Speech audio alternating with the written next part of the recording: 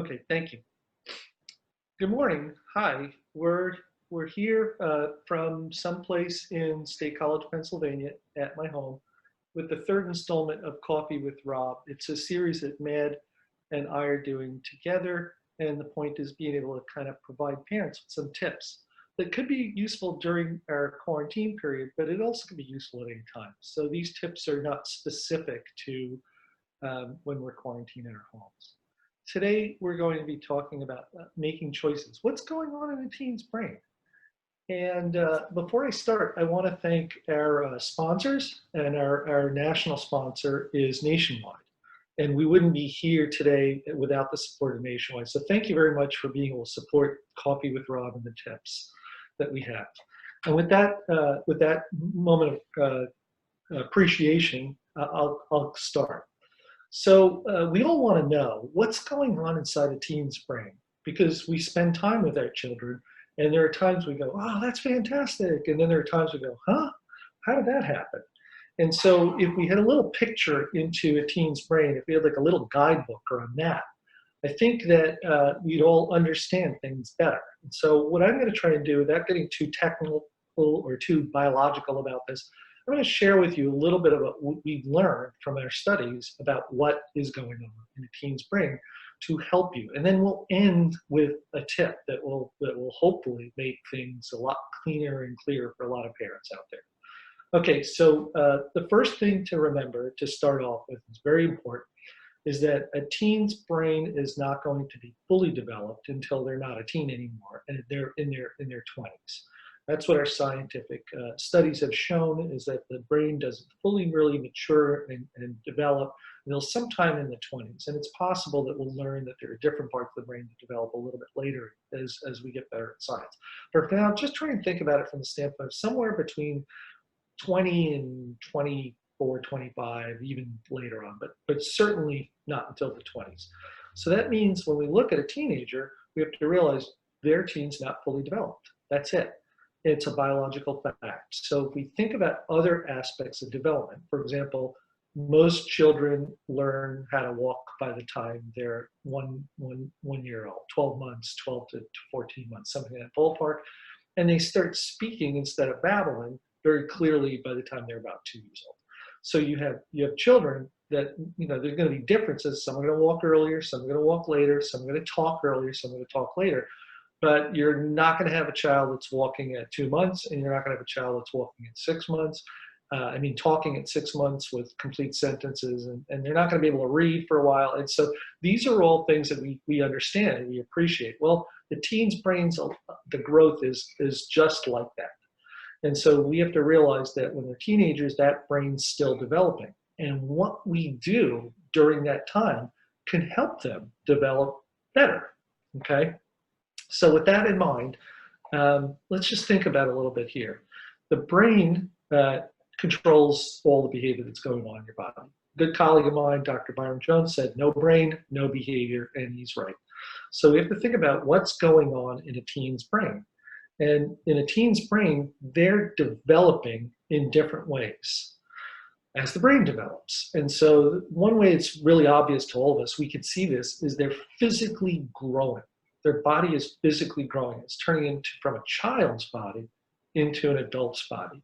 And so sometimes if we haven't seen a teenager in a really long time, we'll look at them and go, oh my goodness, look how big you are. You're grown. You've got facial hair. Look how tall you are, and things like that. We're noticing this physical growth that is regulated by the brain.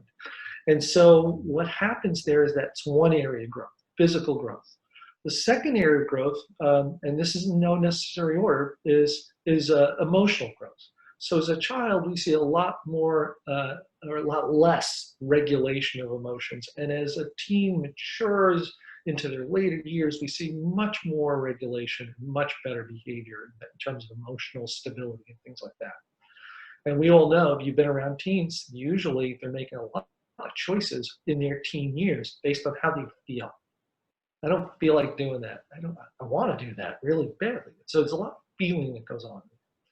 So they're growing emotionally. They're growing also socially. So their interactions with others are going to change from their childhood years to their adult years. Right in the middle, they're growing socially. Another way they're growing is morally. They're making choices that are better for society and not just for themselves. And so we see that kind of growth. And then the last one is their decisioning, their problem solving, their judgment. They're moving from emotional decision making and emotional problem solving to much more thoughtful problem solving.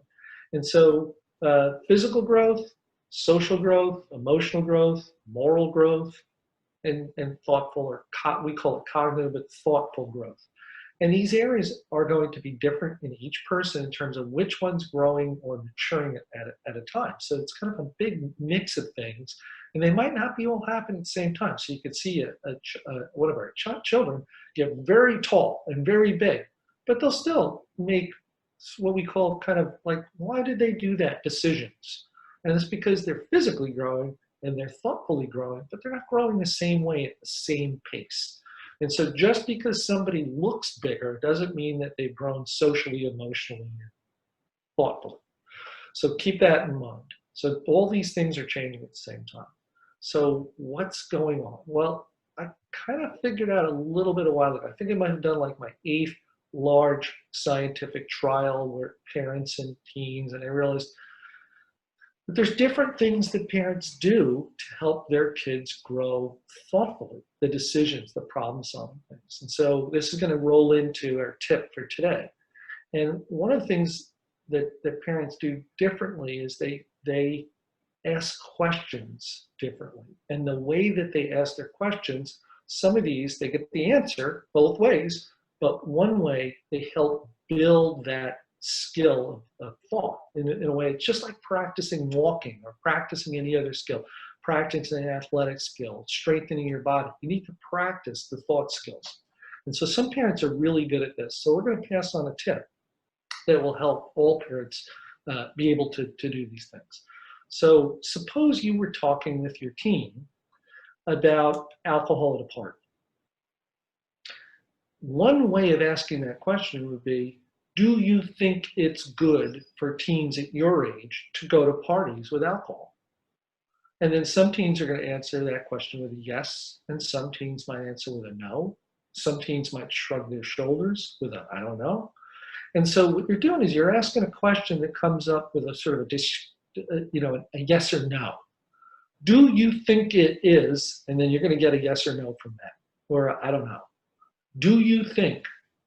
Yes or no. There's an alternate way that you can ask that question that gets the teen to practice problem solving and thinking. And the alternate way is to start the questions off with either a how, a what, or a why.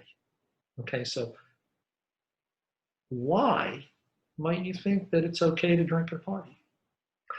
How would you handle a situation if there were teens that were drinking at a party?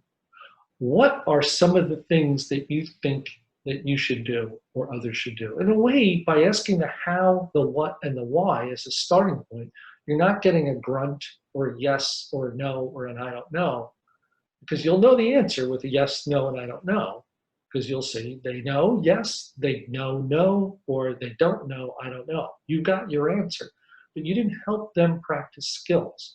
When you say, what do you think you would do? Why might you do that?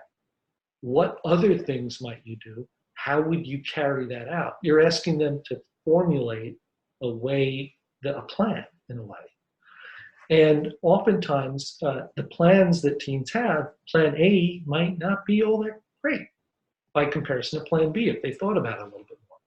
So the how, what, and why, ask them to think through the situation a little bit better.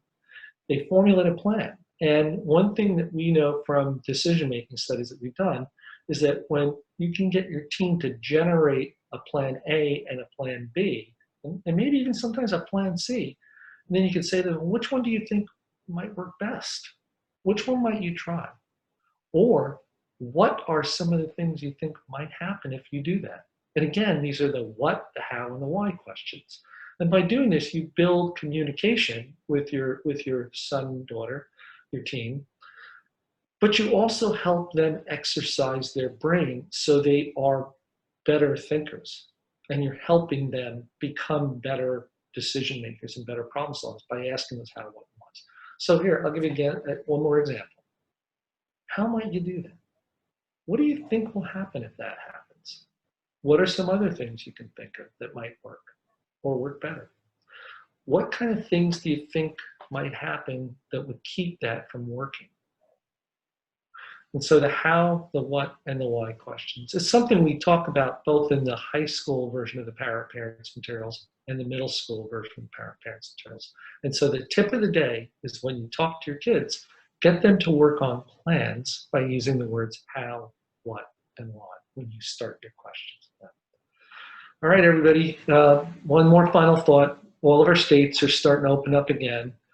So be safe, be healthy, practice social distancing, take precautions, and we'll see you in a week. Thank you.